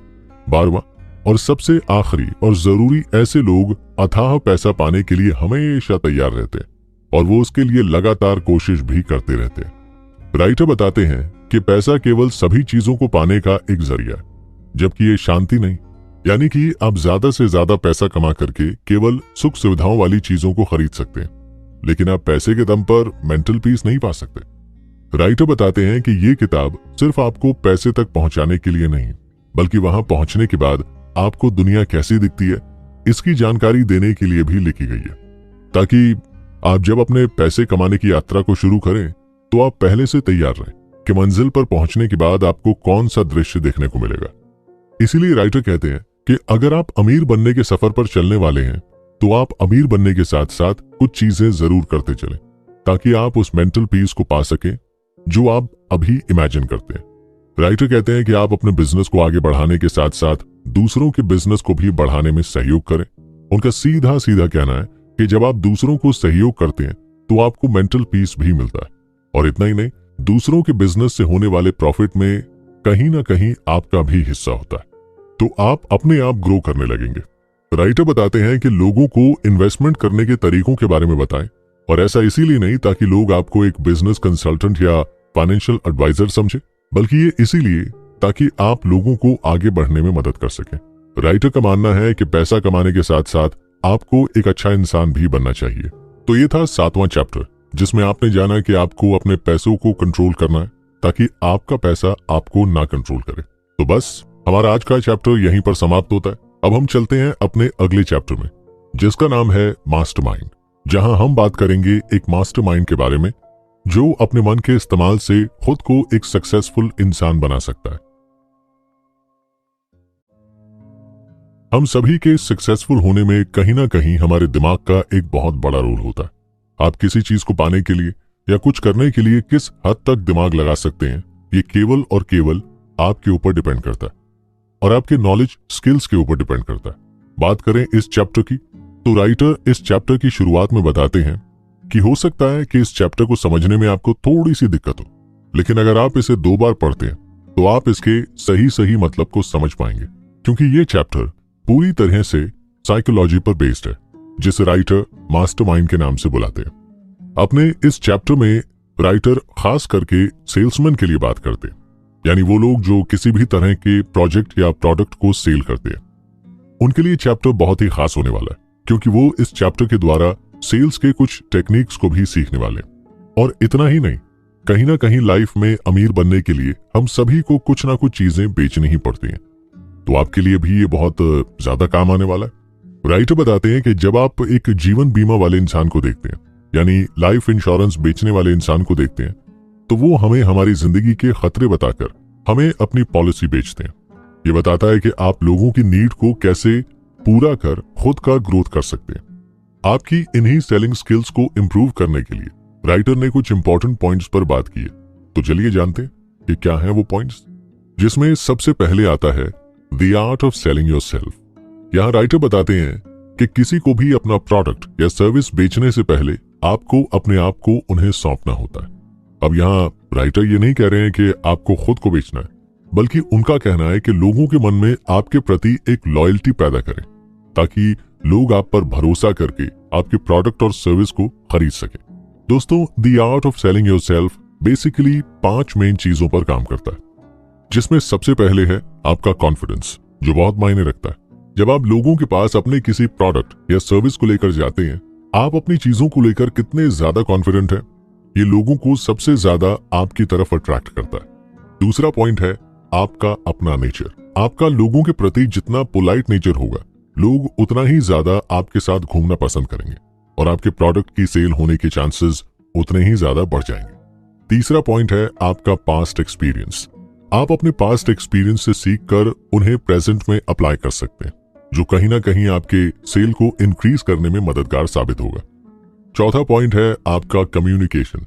याद रखिए कि कभी भी सेल के वक्त आपका कम्युनिकेशन साफ होना चाहिए, यानी कि आप स्ट्रेट फॉरवर्ड उन्हें सारी जानकारी दें, किसी भी तरह की जानकारी को छुपाए नहीं, क्योंकि हेल्दी टॉक आपके रिलेशनशिप को मजबूत करता है और कस्टमर के साथ आपका रिलेशन ही आपके सेल को इंक्रीज करता है।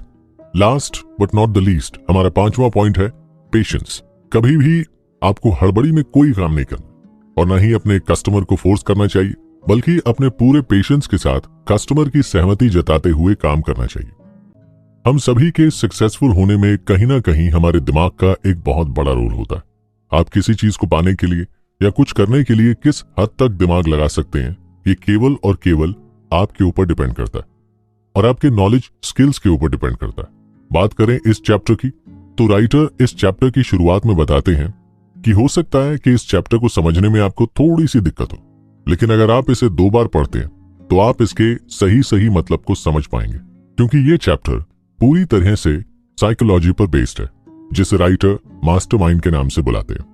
अपने इस चैप्टर में राइटर खास करके सेल्समैन के लिए बात करते हैं, यानी वो लोग जो किसी भी तरह के प्रोजेक्ट या प्रोडक्ट को सेल करते हैं। उनके लिए चैप्टर बहुत ही खास होने वाला है, क्योंकि वो इस चैप्टर के द्वारा सेल्स के कुछ टेक्निक्स को भी सीखने वाले हैं। और इतना ही नहीं, कहीं ना कहीं लाइफ में अमीर बनने के लिए हम सभी को कुछ ना कुछ चीजें बेचनी ही पड़ती हैं, तो आपके लिए भी ये बहुत ज्यादा काम आने वाला है। राइटर बताते हैं कि जब आप एक जीवन बीमा वाले इंसान को देखते हैं, यानी लाइफ इंश्योरेंस बेचने वाले इंसान को देखते हैं, तो वो हमें हमारी जिंदगी के खतरे बताकर हमें अपनी पॉलिसी बेचते हैं। ये बताता है कि आप लोगों की नीड को कैसे पूरा कर खुद का ग्रोथ कर सकते हैं। आपकी इन्हीं सेलिंग स्किल्स को इंप्रूव करने के लिए राइटर ने कुछ इंपॉर्टेंट पॉइंट्स पर बात की है, तो चलिए जानते हैं कि क्या हैं वो पॉइंट्स। जिसमें सबसे पहले आता है the art of selling yourself. यहाँ राइटर बताते हैं कि किसी को भी अपना प्रोडक्ट या सर्विस बेचने से पहले आपको अपने आप को उन्हें सौंपना होता है। अब यहाँ राइटर ये नहीं कह रहे हैं कि आपको खुद को बेचना है, बल्कि उनका कहना है कि लोगों के मन में आपके प्रति एक लॉयल्टी पैदा करें, ताकि लोग आप पर भरोसा करके आपके प्रोडक्ट और सर्विस को खरीद सके। दोस्तों, the art of selling yourself basically 5 main चीजों पर काम करता है, जिसमें सबसे पहले है आपका कॉन्फिडेंस, जो बहुत मायने रखता है। जब आप लोगों के पास अपने किसी प्रोडक्ट या सर्विस को लेकर जाते हैं, आप अपनी चीजों को लेकर कितने ज्यादा कॉन्फिडेंट हैं, ये लोगों को सबसे ज्यादा आपकी तरफ अट्रैक्ट करता है। दूसरा पॉइंट है आपका अपना नेचर। आपका लोगों के प्रति जितना पोलाइट नेचर होगा, लोग उतना ही ज्यादा आपके साथ घूमना पसंद करेंगे और आपके प्रोडक्ट की सेल होने के चांसेस उतने ही ज्यादा बढ़ जाएंगे। तीसरा पॉइंट है आपका पास्ट एक्सपीरियंस। आप अपने पास्ट एक्सपीरियंस से सीखकर उन्हें प्रेजेंट में अप्लाई कर सकते हैं, जो कहीं ना कहीं आपके सेल को इंक्रीज करने में मददगार साबित होगा। चौथा पॉइंट है आपका कम्युनिकेशन। याद रखिए कि कभी भी सेल के वक्त आपका कम्युनिकेशन साफ होना चाहिए, यानी कि आप स्ट्रेट फॉरवर्ड उन्हें सारी जानकारी दें, किसी भी तरह की जानकारी को छुपाए नहीं, क्योंकि हेल्दी टॉक आपके रिलेशनशिप को मजबूत करता है और कस्टमर के साथ आपका रिलेशन ही आपके सेल को इंक्रीज करता है। Last but not the least, हमारा 5वां पॉइंट है पेशेंस। कभी भी आपको हड़बड़ी में कोई काम नहीं करना और न ही अपने कस्टमर को फोर्स करना चाहिए, बल्कि अपने पूरे पेशेंस के साथ कस्टमर की सहमति जताते हुए काम करना चाहिए। इसी के साथ राइटर अपने नेक्स्ट पॉइंट के बारे में बात करते हैं, जो है माइंड्स बिल्डिंग ब्लॉक्स। इस पॉइंट में राइटर बताते हैं कि जब आप किसी चीज को सेल करने के लिए जाते हैं, तो आपके सामने वाले के दिमाग में कुछ सवाल छोड़ देने चाहिए, जैसे कि आखिर उन्हें ये चीज क्यों लेनी चाहिए, अगर वो इसे नहीं खरीदते हैं तो उनकी लाइफ में किसकी कमी रह जाने वाली है। ऐसे कुछ सवालों के ब्लॉक आपको उनके मन में डेवलप करने होते हैं। नेक्स्ट चैप्टर में राइटर हमें लॉ ऑफ अट्रैक्शन के बारे में समझाते हुए बताते हैं कि कैसे हमारे आसपास हवा, पानी में एटम एक दूसरे के साथ कनेक्ट होते हैं और कैसे हमारी हर एक एक्टिविटी का रिजल्ट इन्हीं एटम्स में बहने वाली एनर्जी के थ्रू एक फॉर्म से दूसरे फॉर्म में कन्वर्ट होता है। अपनी इसी कॉन्सेप्ट को डिटेल में समझाने के बाद राइटर हमें ब्रेन और उसकी केमिस्ट्री के बारे में बताते हैं कि आखिर हमारा ब्रेन कैसे इन्हीं इलेक्ट्रॉन्स के माध्यम से एक दूसरे के साथ कनेक्ट करता है, और जब हम कम्युनिकेट करते हैं तो कैसे हम अपने मन की बातों को दूसरों तक पहुंचा पाते हैं। शायद यही रीजन है कि राइटर ने पहले ही हमें बता दिया था कि ये चैप्टर साइकोलॉजी पर है, जहां आप इंसानी दिमाग और उसके अंदर चल रही उथल पुथल को समझेंगे। राइटर एटम्स के बारे में समझाते हुए बताते हैं कि हमारे आसपास 2 तरह की एनर्जी काम करती है, एक पॉजिटिव और दूसरी नेगेटिव एनर्जी। एटम्स में बहने वाली ये एनर्जी ही हमारी लाइफ के रिजल्ट को डिसाइड करती है, यानी कि हमारे एक्शन का रिजल्ट नेगेटिव होगा या पॉजिटिव, हमारे आसपास के एनवायरनमेंट में मौजूद एटम्स में बहने वाले इलेक्ट्रॉन्स डिसाइड करते हैं, जिनके अंदर पॉजिटिव या नेगेटिव एनर्जी मूव करती है। इस चैप्टर में राइटर ने एटम्स में होने वाले वाइब्रेशन के साथ किस तरह उसके अंदर इलेक्ट्रॉन अपनी एक जगह से दूसरी जगह मूव करते हैं, इसके बारे में बताया। इसके साथ ही राइटर ने यह भी बताया कि हमारे आसपास मौजूद लाइट कैसे इन चीजों को इफेक्ट करती है। एटम्स में होने वाले इस मूवमेंट को डिटेल में समझने के बाद राइटर हमें मन के अंदर मौजूद ब्रॉडकास्टिंग एंड रिसीविंग स्टेशन के बारे में बताते हैं, जिसमें वो ये बताते हैं कि हर एक इंसान के पास दूसरे के मन तक बातें पहुंचाने के लिए एक ब्रॉडकास्ट स्टेशन होता है, जहां से वो अपने मन की तमाम बातों और तरंगों को एक सिग्नल की तरह दूसरे के मन में भेज पाते हैं। वहीं दूसरे इंसान के पास एक रिसीविंग स्टेशन होता है, जो सामने वाले के मन से निकलने वाली बातों को रिसीव करने में मदद करता है। आपको सुनने में थोड़ा हैरान करने वाली बात लग सकती है, लेकिन इन्हीं स्टेशन द्वारा हम एक दूसरे के मन की बातों को समझ और जान पाते हैं, और यही पावर आपको अपनी लाइफ में ग्रो करने में भी हेल्प करती है। आगे शो में राइटर मास्टरमाइंड के बारे में बताते हैं। वो कहते हैं कि इंसानी दिमाग हमेशा कुछ ना कुछ नया सीखने के लिए एक्टिव रहता है, जो हमेशा किसी बात को गहराई से जानना चाहता है। राइटर के मुताबिक हमारे दिमाग की बनावट और इस दुनिया में मौजूद एनर्जी के बीच में एक संबंध है, जो कहीं ना कहीं एक दूसरे के साथ जुड़े हुए हैं। राइटर इस कॉन्सेप्ट को क्लियरली समझाते हुए बताते हैं कि हमारे मन में चल रही चीजों का परिणाम हमें अपने एनवायरनमेंट में देखने को मिलता है। यानी कि हम अपने मन में जिस तरह की बातें सोचते हैं, उसी तरह की चीजें हमें अपने आसपास के एनवायरनमेंट में देखने को भी मिलती हैं। राइटर बताते हैं कि ह्यूमन माइंड में चलने वाले थॉट्स उनके आसपास में होने वाली फिजिकल एक्टिविटी का एक रूप है, जो समय के साथ बदलती रहती है। इतना ही नहीं, वो बताते हैं कि हमारा माइंड हमेशा चलते रहता है, क्योंकि इंसान हमेशा नई चीजें सीखने और देखने में इंटरेस्टेड रहता है, इसीलिए वो हमेशा चारों तरफ भागता रहता है। इतना ही नहीं, राइटर बताते हैं कि एक पूरा ग्रुप किसी काम को साथ मिलकर करता है तो उसमें हमारी समझ और थॉट्स एक हो जाते हैं। हमारे मन के अंदर होने वाले केमिकल चेंज कहीं ना कहीं हमारे मूड, बिहेवियर और पर्सनैलिटी को बहुत ज्यादा इफेक्ट करते हैं। तो इसी के साथ हम आ चुके हैं अपने चैप्टर नंबर 9 में, जो इस बुक का सबसे छोटा चैप्टर है, यानी केवल 2 पेज में खत्म होने वाला। लेकिन इन 2 पेज में कुछ ऐसी बेहतरीन जानकारी है जो आपकी लाइफ के लिए बहुत इंपॉर्टेंट है, जिसका नाम है द रियलाइजेशन ऑफ प्रॉस्पेरिटी, जिसे जेम्स ने लिखा है। और जेम्स बताते हैं कि जब उन्होंने लाइफ की रियलिटी को बहुत करीब से जाना तो उन्हें एक बात समझ में आ गई कि हम सभी की लाइफ में केवल पैसा ही सब कुछ नहीं होता, बल्कि अगर आप अपनी लाइफ में एक स्टेबल पोजीशन पर रहना चाहते हैं तो आपको अपने लालच को त्याग करके संतोष को अपनाना चाहिए। प्रॉस्पेरिटी के बारे में बात करें, हमारे राइटर ने इस पूरे चैप्टर में जहां पैसे के बारे में बात की है, वहीं इस चैप्टर में राइटर बताते हैं कि पैसा एक ऐसी चीज है जिससे कभी भी कोई भी संतुष्ट नहीं हो सकता, बल्कि इससे सैटिस्फैक्शन पाने के लिए आपको मेंटल सैटिस्फैक्शन का होना बहुत जरूरी है। यानी कि मेंटली सैटिस्फाइड होना बहुत जरूरी है। आपने ऐसे बहुत सारे लोगों को देखा होगा जो कि कम पैसे में भी बहुत खुश होते हैं, क्योंकि उनके पास एक मेंटल सैटिस्फैक्शन है और वो अपनी लाइफ में बहुत ज्यादा खुश है। लेकिन कुछ लोग ऐसे भी होते हैं जिनके पास ढेर सारा पैसा है, लेकिन फिर भी वो हमेशा बेचैन और परेशान नजर आते हैं, क्योंकि उनके मन में पीस नहीं है, यानी उनका मन स्टेबल नहीं है और आज भी चीजों के पीछे उतना ही तेजी से भागता है। राइटर ने बहुत ही डीपली समझाया है कि सच्ची प्रॉस्पेरिटी कैसे पाई जा सकती है। उन्होंने प्रॉस्पेरिटी लाइफ के लिए कुछ टिप्स भी बताई हैं, जिन्हें आप अपनी लाइफ में ऐड कर सकते हैं। लेखक ने बताया है कि मानव समाज के लिए बहुत ही ज्यादा जरूरी है, जिसे अपनाकर आप अपनी लाइफ को पीसफुली एंजॉय कर सकते हैं। राइटर हमें बताते हैं कि धर्म, ईमानदारी और प्यार, इन सभी से मिलकर एक स्ट्रांग और डेवलप सोसाइटी बनती है और केवल इन्हीं के दम पर समाज भी आगे बढ़ता है।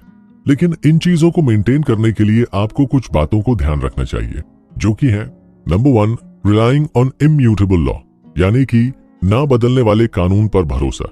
यहाँ बताया गया है कि हमें अपने कर्मों पर भरोसा करना चाहिए और सच्चाई के साथ रहना चाहिए, क्योंकि ये हमें आखिरी में सुरक्षा और ग्रोथ की तरफ ले जाता है। हमारी सोसाइटी और आसपास की इस दुनिया में कुछ कायदे और कानून काम करते हैं और हमें उन्हें ध्यान में रखकर ही काम करना चाहिए। वहीं अगर बात करें अपने दूसरे पॉइंट की, तो the power of honesty, generosity and love. यहाँ बताया गया है कि ऑनेस्टी, काइंडनेस और प्यार में वो ताकत है जो हमें ग्रोथ की दिशा में ले जाती है। जैसे कि अभी थोड़ी देर पहले हमने जाना कि पूरे समाज को मेंटेन करके आगे बढ़ने के लिए इन चीजों का होना बहुत जरूरी है। तीसरा है फ्रॉम सेल्फ सेंटर्डनेस, यहाँ बताया गया है कि हमें अपनी सेल्फ सेंटर्डनेस को छोड़कर दूसरों की मदद करनी चाहिए। अब यहाँ समझने वाली बात यह है कि सेल्फ सेंटर्डनेस है क्या। इसका मतलब है इंसान को सेल्फिश नहीं होना चाहिए, बल्कि उसे दूसरों की मदद करनी चाहिए। अगला पॉइंट है expand the soul and heart. यहाँ बताया गया है कि हमें अपनी आत्मा और दिल को बड़ा करना चाहिए और दूसरों के साथ मिलकर अच्छाई और प्रेम बांटना चाहिए। अब आप सोच रहे होंगे कि आत्मा या दिल को बड़ा होने से क्या मतलब है, तो आपको दूसरों की मदद करने के लिए हमेशा तैयार रहना चाहिए।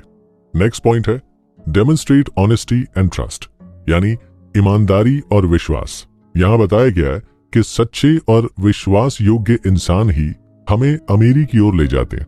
अगर आप किसी ऐसे व्यक्ति को जानते हैं जो अच्छा, नेक है और विश्वास करने लायक है, तो आपको उनकी बातों को मानना चाहिए और उनकी तरह सच के रास्ते पर चलना चाहिए। शील्ड ऑफ गुडनेस, अच्छाई का कवच। दोस्तों, राइटर हमें बताना चाहते हैं कि हमें अपनी इनर क्वालिटीज को अपनाकर खुद को बुराइयों से बचाना चाहिए, जो हमें बुरे वक्त में सुरक्षित रखती हैं। कई बार हम दूसरों की बुराइयां सहते सहते खुद भी बुरे बनने लगते हैं, जबकि राइटर ऐसा करने से मना करता है। उनका सीधा मानना है कि आप अपने अंदर की अच्छाइयों को मत खोइए, फिर जमाना कितना भी बुरा क्यों ना हो जाए। तो दोस्तों, ये कुछ रास्ते हैं प्रॉस्पेरिटी के, जिनके द्वारा आप अपनी लाइफ में पूरे सैटिस्फैक्शन के साथ हर एक चीज को एंजॉय कर सकते हैं। राइटर बताते हैं केवल प्रेम, दया भावना और आपकी अच्छाई ही आपको एक अच्छा लाइफस्टाइल दे सकती है। अगर आप लालच, नफरत और जलन की भावना के साथ अपनी लाइफ जीते, तो आपको अपनी लाइफ में बहुत सारी मुश्किलों का सामना करना पड़ सकता है। इस बात की इंपॉर्टेंस को समझाते हुए राइटर हमें बताते हैं कि हमें अपनी लाइफ किस तरह पूरे सैटिस्फैक्शन के साथ जीनी चाहिए। तो बस इस चैप्टर में इतना ही। चलिए बात करते हैं अगले एपिसोड की, जहां राइटर हमें 2 शक्तियों के बारे में बताते हैं जो हमारी लाइफ को और भी ज्यादा आसान बनाती हैं। इस चैप्टर में राइटर हमें बताते हैं कि इंसान 2 शक्तियों के बीच में हमेशा स्ट्रगल करता है। पहले तो वो खुद के ऊपर राज करना चाहता है, यानी खुद के ऊपर कंट्रोल करना चाहता है, और दूसरा वो सत्य के ऊपर राज करना चाहता है, यानी जो सच्चाई है और वो उसे जीतना चाहता है। अगर इसे थोड़ा और आसान करके बताऊं तो इंसान अपनी लाइफ में 2 तरीके से जीना चाहता है। पहला कि वो सभी काम करना चाहता है जो उसे पसंद है, और दूसरा केवल उन कामों को करना चाहता है जो सही है। लेकिन जब इंसान खुद के हिसाब से काम करना शुरू करता है, तो वो जुनून, गर्व, लोभ, घमंड और सेल्फिश जैसी बुरी आदतों का उपयोग करता है। मगर वहीं दूसरी तरफ सत्य का रास्ता है, जिसे हम पिता परमेश्वर ईश्वर मानते हैं, जो प्रेम, दया का रूप है। ऐसे में हमारे मन के भीतर एक अजीब तरह की लड़ाई चलती है, जहां हमें मालूम होता है कि हम गलत हैं, मगर फिर भी हम उन चीजों को करने के लिए लाचार होते हैं। लेकिन राइटर यहाँ समझाते हुए बताते हैं कि आप जैसे जैसे खुद के लिए काम करते हैं, आप वैसे वैसे सच्चाई से दूर होते जाते हैं। लेकिन जब आप सत्य के लिए काम करते हैं, तो आप खुद के बेहद करीब आने लगते हैं, यानी कि आपका सेल्फिश नेचर आपके सत्य का विनाश करता है। वो बताते हैं कि मनुष्य को केवल सत्य और सही की राह पर ही चल के आगे बढ़ने की कोशिश करनी चाहिए। उसके अंदर सरलता झलकनी चाहिए। सत्य और स्वयं की इसी बात को अलग अलग तरीके से राइटर ने अपनी किताब में एक्सप्लेन भी किया, और उन्होंने हमें सत्य की महानता भी समझाई है। पहला, the religion of truth versus the worship of self, जहां राइटर बताना चाहते हैं कि जब आप सेल्फिश बन जाते हैं, तो आप अधर्म के रास्ते पर चल पड़ते हैं। लेकिन अगर आप सत्य को पहचान के काम करते हैं, तो आप धर्म के रास्ते पर चलते हैं। आपके अंदर पवित्रता होती है और निस्वार्थ भाव से अपनी लाइफ को एंजॉय करते हैं। दूसरा, internal examination for alignment of truth. यह राइटर बताता है कि व्यक्ति कोई भी काम करने से पहले एक बार उसकी जांच जरूर करता है कि क्या वो काम सही है या गलत। अगर आप किसी भी काम को जिसे आप अपने स्वार्थ के लिए कर रहे हैं, एक बार जांच करके पुष्टि जरूर कर लें कि ये काम सत्य का है या नहीं। इसकी मदद से आप निस्वार्थ भाव से दूसरों की मदद और सेवा कर पाएंगे। तीसरा, selfish pursuit versus separation from self. जो लोग लालच में फंस जाते हैं, वो लोग अपना खुद का फायदा ढूंढने लगते हैं, और फिर वो अपनी गलत शक्तियों का प्रयोग करके अहंकार के जंगल में फंस जाते हैं। इसके ठीक विपरीत जो लोग लालच और बुरी आदतों को छोड़कर सत्य के रास्ते पर चलते हैं, उनकी लाइफ औरों की उपेक्षा में बेहद सरल और आरामदायक होती है। वो अपनी लाइफ में हर एक मुकाम को हासिल कर पाते हैं। चौथा है arrogant pride versus humble demeanour. Selfish लोग दिखावा करते हैं, अपने आप को बड़ा मानते हैं और अक्सर खुद की प्रशंसा में लगे रहते हैं और अक्सर दूसरों के साथ बुरा बर्ताव करते हैं। वहीं विनम्र व्यवहार में व्यक्ति सदा नम्र और सहज होता है और दूसरों के साथ सम्मान और संवेदनशीलता दिखाता है। राइटर बताते हैं कि खुद का समर्पण एक ऐसा रास्ता है जो बहुत ही मुश्किल है। बहुत कम लोग अपने अंदर के लोभ, लालच, पाप को छोड़कर एक सात्विक और साधारण जीवन को अपना पाते हैं। झगड़ा, लड़ाई, कलह, अहंकार, लालच, नफरत की सभी बुरी आदतें हैं जो इंसान से उसका सुख, चैन, धन सब कुछ छीन लेती हैं। इसीलिए राइटर बताते हैं कि अगर आप अपनी लाइफ में ग्रो करना चाहते हैं, इन सभी चीजों को छोड़कर आपको केवल सत्य के रास्ते पर चलना चाहिए, लोगों की मदद करनी चाहिए और ज्यादा से ज्यादा हम्बल होकर अपनी लाइफ जीनी चाहिए। अगर कोई व्यक्ति इन आदतों को बारीकी से समझकर अपने अंदर अपना लेता है तो न सिर्फ इसकी बाहरी दुनिया में बदलाव होता है बल्कि उसके इंटरनल वर्ल्ड में भी बदलाव देखने को मिलता है। यानी उसके व्यवहार, स्वभाव, रहन सहन, हर चीज में एक चमत्कारी बदलाव देखने को मिलता है। इन्हीं चेंज के द्वारा इंसान अपनी लाइफ में सुख, शांति और हर ऐसा आराम पा लेता है जिसकी उसे चाहत होती है। लेखक ने इस बात को अलग अलग एग्जाम्पल के द्वारा समझाया है। पहला है पर्सपेक्टिव एक्सप्लेनेशन। ऐसा व्यक्ति अपनी इच्छाओं के ऊपर जीत हासिल कर लेता है और अपने अंदर एक अलग तरह का बदलाव करके पसंद नापसंद के मोह माया को छोड़कर एक साधारण जिंदगी को अपना लेता है। उसे सही गलत दुनिया का भेदभाव से कोई लगाव नहीं रहता। ऐसे लोग न सिर्फ खुद को बल्कि दूसरों को भी बड़े ही सटीक तरीके से पहचान जाते हैं। दूसरा है हार्मोनियस परसेप्शन। इस तरह के लोगों के अंदर एक खास तरह का बदलाव ये भी देखा जाता है कि उनके अंदर किसी भी तरह का डर नहीं होता है। वो किसी तरह के छिपने या छुपाने जैसी चीजों से खुद को बहुत दूर कर लेते हैं और एक शांति और सुंदर जिंदगी जीने लगते हैं। वो हमेशा गहन शांति की खोज में रहते हैं जो केवल सत्य के रास्ते पर ही मिल सकती है। और तो और दुनिया को देखने का उनका नजरिया भी बदल जाता है। नेक्स्ट है सिंप्लिसिटी इन ट्रूथ।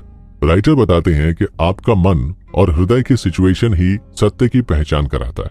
यानी कि आपके मन में किसी भी तरह के द्वेष या छल की भावना नहीं है।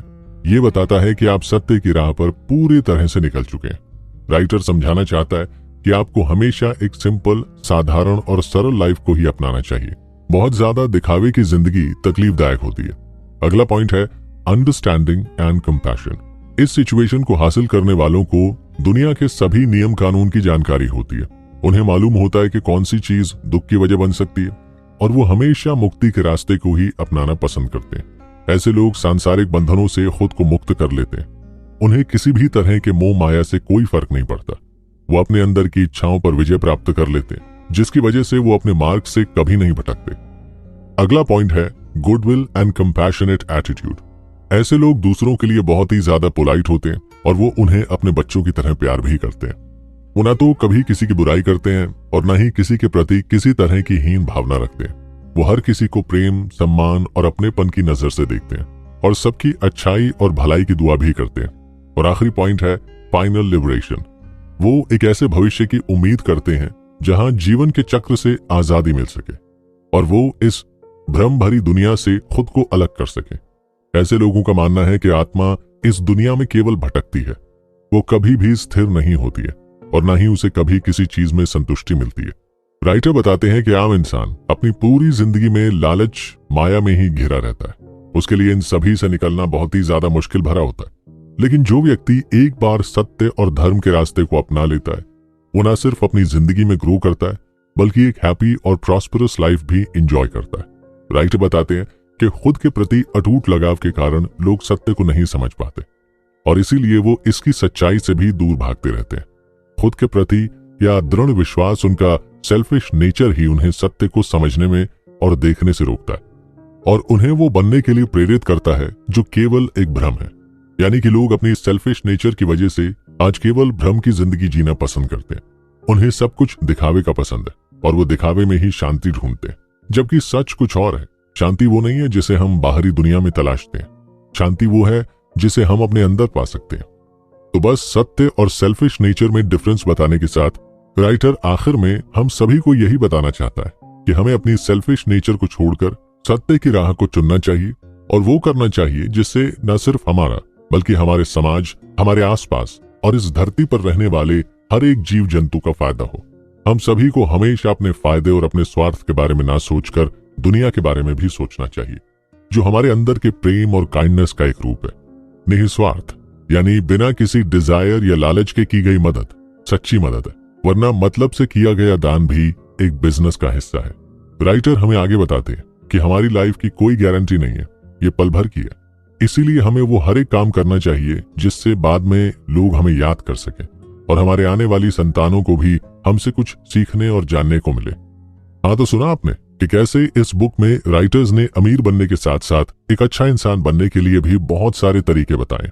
तो बस आप भी इन्हीं तरीकों का इस्तेमाल करके अपने मन को अपने कंट्रोल में करते हुए एक सही फैसला लेकर अपनी लाइफ में हार्ड वर्क करके ग्रोथ अचीव कीजिए।